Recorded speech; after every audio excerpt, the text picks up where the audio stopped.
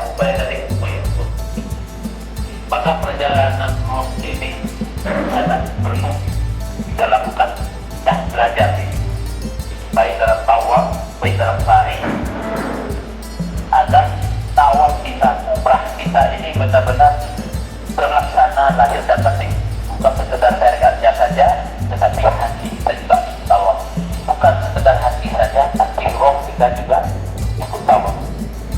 Dan juga sekarang mengenai tadi kita bawa, jika sudah bertemu dengan Rasul, mampu segala